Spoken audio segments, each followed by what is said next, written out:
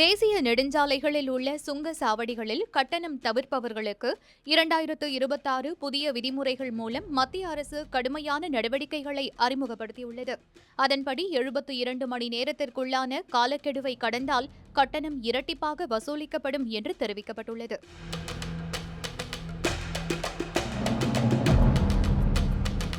இந்திய அரசு தேசிய நெடுஞ்சாலை கட்டண விதிகளை புதுப்பித்து சுங்க வசூலில் கடுமையான நிலைப்பாட்டை எடுத்துள்ளது.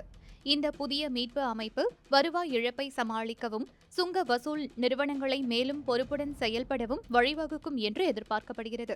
அதன்படி தேசிய நெடுஞ்சாலைகளில் உள்ள சுங்க சாவடிகளின் கட்டணம் தவிர்ப்பவர்களுக்கு 2026 புதிய விதிமுறைகள் மூலம் மத்திய அரசு கடுமையான நடைமுறைகளை அறிமுகப்படுத்தியுள்ளது.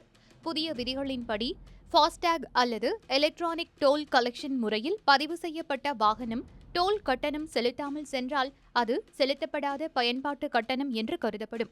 உடனடியாக அந்த வாகன உரிமையாளருக்கு SMS, மின்னஞ்சல் அல்லது மொபைல் ஆப் மூலம் நோட்டீஸ் அனுப்பப்படும். அதில் வாகன விவரம், பயணித்த தேதி மற்றும் டோல் பிளாசா தகவல் மற்றும் கட்ட வேண்டிய தொகை ஆகியவை இடம்பெறும்.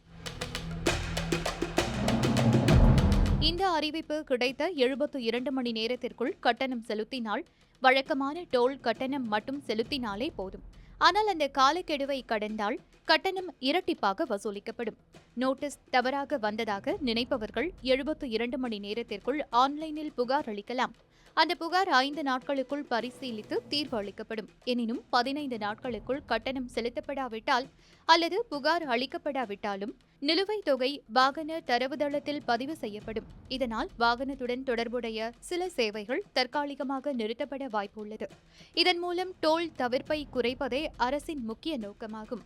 இதற்கிடையில் தேசிய நெடுஞ்சாலை ஆணையம் வழங்கும் ஃபாஸ்டேக் ஆண்டு சலுகை பாஸின் கட்டணமும் உயர்ந்துள்ளது.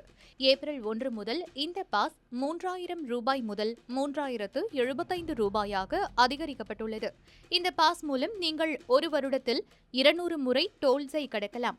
இது அடிக்கடி ரீசார்ஜ் செய்யும் சிக்கலை தவிர்க்கும். இந்த பாஸ் முறையில் கட்டண உயர்வு சிறியதாக தோன்றினாலும் அடிக்கடி தேசிய நெடுஞ்சாலைகளை பயன்படுத்தும் பயணிகளுக்கு இது கூடுதல் செலவாக அமையும் என்பதே நிதர்சனமான உண்மை.